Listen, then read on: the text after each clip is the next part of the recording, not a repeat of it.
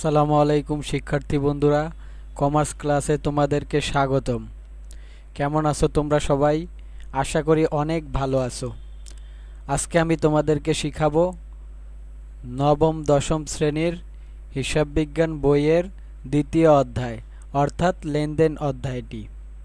পূর্বে এই অধ্যায়ের ওপর আমি 3টা ক্লাস নিয়েছি।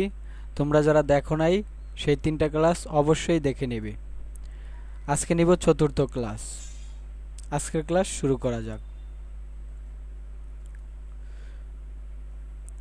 প্রথম ক্লাসে নিয়েছিলাম লেনদেন নয় এমন ঘটনার মোট পরিমাণ কিভাবে নির্ণয় করতে হয়। দ্বিতীয় ক্লাসে নিয়েছিলাম লেনদেন কিনা কারণ সহ ব্যাখ্যা কিভাবে করতে হয় এবং তৃতীয় ক্লাসে নিয়েছিলাম হিসাব সমীকরণের উপর লেনদেনগুলোর প্রভাব কিভাবে নির্ণয় করতে হয়। আর আজকে দেখাবো ক্যাশ মেমো, চালান, debit note, credit note, debit voucher, credit voucher কিভাবে নির্ণয় করতে হয়। মূলত এই অধ্যায়ের কোশ্চেন এরকম ভাবেই থাকে। এটা সলভ করি তাহলে সহজে তোমরা পেরে যাবা। সেলিম ট্রেডার্স 2020 সালের এপ্রিল মাসে জয়া ট্রেডার্সের নিকটে পণ্য বিক্রয় করেন। এপ্রিলের 1 তারিখে নগদে 55 টাকা দরে 115 কেজি চিনি বিক্রয়। 7 তারিখে 52 টাকা দরে 56 কেজি চাল বিক্রয়। এপ্রিলের 15 তারিখে বলছে 110 টাকা দরে 15 কেজি ডাল বিক্রয়। বলছে নিচে বলছে মোট বিক্রয়ের ওপর 12% কারবারি বাট্টা মঞ্জুর করছে। তার মানে সবগুলোর ওপর 12% কারবারি বাট্টা মঞ্জুর করছে। এটা বুঝতে হবে যেহেতু মোট বিক্রয়ের কথা বলছে। আর যদি মোট বিক্রয়ের কথা না বলতো, এন্ট্রির সাইডে দেওয়া থাকুক, তাহলে বুঝে যেত ওই এন্ট্রির উপর শুধু ওই তারিখের ওপর বা ওই এন্ট্রির ওপর কারবারি বাট্টা মঞ্জুর করে। যেহেতু এই জায়গায় বলছে মোট বিক্রয়ের ওপর 12% কারবারি বাট্টা মঞ্জুর করছে, তার মানে সম্পূর্ণ তারিখের ওপর। তো প্রশ্ন এরকমভাবে আসে, যেমন 7 তারিখের ডেবিট নোট ও ক্রেডিট নোট প্রস্তুত করো। এটাতে যে কোনো একটা নোট প্রস্তুত করতে বলে আমি তোমাদের বোঝানোর জন্য দুইটাই দিয়ে দিয়েছি, যে ডেবিট নোট অথবা ক্রেডিট নোট প্রস্তুত করো। দুইটা একই রকমভাবে হবে। 7 তারিখে বলছে কি 52 টাকা দরে 56 কেজি চাল বিক্রয়। তো ক নম্বরটা আমরা দেখে নেই কিভাবে করে। ক নম্বরটা এই যে ক নম্বরটা এরকমভাবে হবে। সেলিম ট্রেডার্সের ডেবিট নোট প্রস্তুত করলে এরকম ডেবিট নোট, তারপর ডেবিট নোট নম্বর হবে। এ জায়গায় প্রাপকের নাম, ঠিকানা, যেহেতু ঠিকানা দেওয়া নেই এই কারণে ঠিকানার ঘরও ফাঁকা রাখছি। প্রাপকের নাম, এ জায়গায় যে কিনবে তার নামটা হবে। তারপর তারিখ, যেই তারিখের এন্ট্রি নির্ণয় করতে বলবো ওই তারিখটা এই জায়গায় উল্লেখ হবে। যেমন 7 তারিখের এন্ট্রি বলছিল এই যে এপ্রিল 7। এপ্রিল 7-এ কি বলছে 52 টাকা দরে 56 কেজি চাল বিক্রয়। তাহলে এই যে 52 টাকা দরে 56 কেজি চাল বিক্রয়, বিবরণের ঘরে এটা হবে। তারপর দুইটা গুণ করে যত টাকা হয় এটা টাকার ঘর হবে। দুইটা গুণ করে হয়েছে 2912 টাকা। তারপর যেহেতু বলছে এখানে মোট বিক্রয়ের ওপর 12% কারবারি বাট্টা মঞ্জুর করছে, এই কারণে কারবারি বাট্টা বাদ যাবে। প্রত্যেকটা এন্ট্রি থেকেই কারবারি বাট্টা বাদ যাবে। যে বাদ কারবারি বাট্টা 2912 টাকার উপরে 12% করলে থাকে 350 টাকা। এই 350 টাকা মাইনাস করে থাকে 2562 টাকা। এটা আমরা কথায় লিখে দেব। এটা একটা রুলস আর কি, ছকের স্ট্রাকচার, এটা মনে রাখবা। এরকমভাবে করতে হয়। কথায় লিখব 2562 টাকা মাত্র। আর এই জায়গায় অবশ্যই মনে রাখবা চালানে এইতে ডেবিট নোটে ক্রয় ব্যবস্থাপক থাকে। আর ক্রেডিট নোটের ক্ষেত্রে এই জায়গায় যেরকম ছিল ডেবিট নোট, এই জায়গায় হবে ক্রেডিট নোট। তাছাড়া সব আগের মতনই হবে। এই যে 52 টাকা ধরে সেম আগের মতনই সবগুলো টাকা, কথা 2562 টাকা মাত্র সেম। শুধু এই জায়গায় চেঞ্জ হবে, বিক্রয় ব্যবস্থাপক হবে এই জায়গায়। মনে রাখবা ডেবিট নোটের ক্ষেত্রে ক্রয় ব্যবস্থাপক এবং ক্রেডিট নোটের ক্ষেত্রে বিক্রয় ব্যবস্থাপক হয়। তারপর খ নাম্বারে বলছে 15 তারিখের ডেবিট ভাউচার ও ক্রেডিট ভাউচার প্রস্তুত করো। আমি এটা আগেই বলছি যে কোনো একটা প্রস্তুত করতে বলবো, হয়তো ডেবিট ভাউচার নয়তো ক্রেডিট ভাউচার। তোমাদের বোঝানোর জন্য আমি দুইটাই দিয়ে দিয়েছি। তো 15 তারিখে এই যে 110 টাকা দরে 35 কেজি ডাল বিক্রয় করছি। আমরা দেখি খ নাম্বারটা এরকম, সেলিম ট্রেডার্সের ডেবিট ভাউচার নং, যেই নাম হবে ওই ভাউচার নং, তারপর প্রাপকের নাম, ঠিকানা, তারিখ, 15 তারিখ যেহেতু বলছে 15 এপ্রিল 2020, তারপর তারিখ, বিবরণ, টাকা সেম ওই ঘরের মতনই হবে।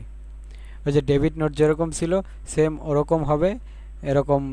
তারপর এই দুইটা গুণ করছি, যেহেতু বলছে 110 টাকা দরে 35 কেজি চাল বিক্রয়, এই দুইটা গুণ করে হচ্ছে 3850 টাকা।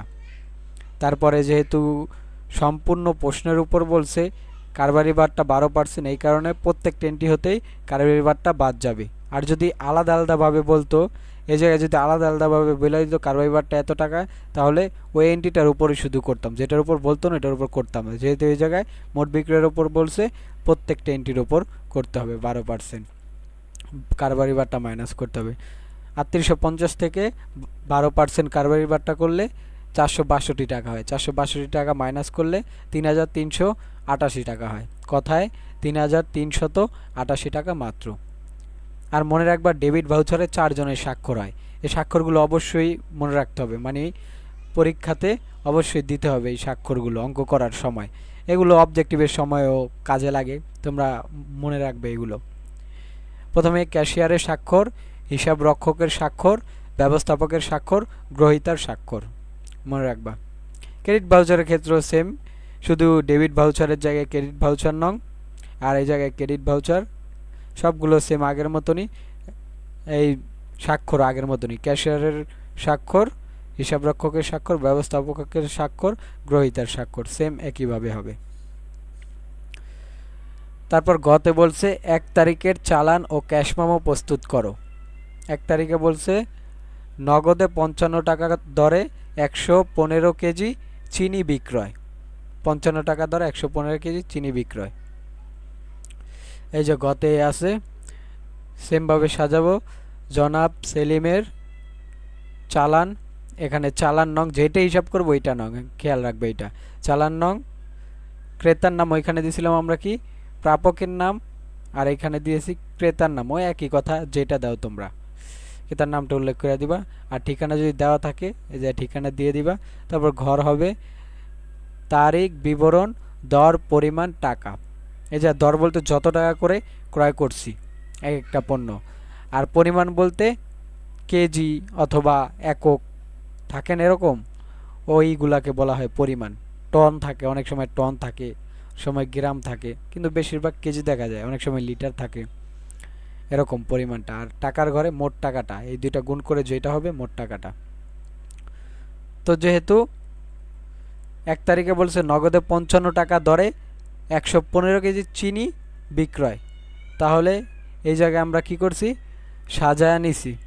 এই জায়গায় সাজায়া নিছি 1 তারিখ চাল বিক্রয় 55 টাকা দরে 115 কেজির কথা বলছেন, এই যে 115 পরিমাণ, দুইটা গুণ করলে হয় 6325 টাকা। তারপর যেহেতু বলছে মোট বিক্রয় মূল্যের উপর কারবারি বারটা প্রস্তুত করতে, এই কারণে এই যে কারবারি বারটা আমরা এই করছি, বাদ দিছি। এটার উপর তো প্রত্যেকটা এন্ট্রিতে কারবারি বারটা 12% মাইনাস হবে, তাহলে এটা 6325 টাকা হয়েছে। কারবারি বারটা 12% করলে 760 টাকা হয়।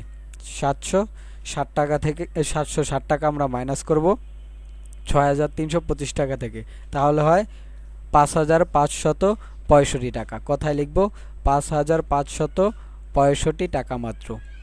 আর এইটাই হবে বিক্রেতার স্বাক্ষর, চালানে বিক্রেতার স্বাক্ষর হয়, মনে রাখবা। আর ক্যাশ মেমো আর চালান একইভাবে নির্ণয় করে, শুধু এই জায়গায় চালান নংয়ের জায়গায় ভাউচার নং হয়, তাছাড়া সব একই রকম। আর চালানে শুধু বিক্রেতার স্বাক্ষর থাকে, ক্যাশ মেমোতে হবে ক্রেতার স্বাক্ষর এবং বিক্রেতার স্বাক্ষর দুজনের স্বাক্ষরই হবে।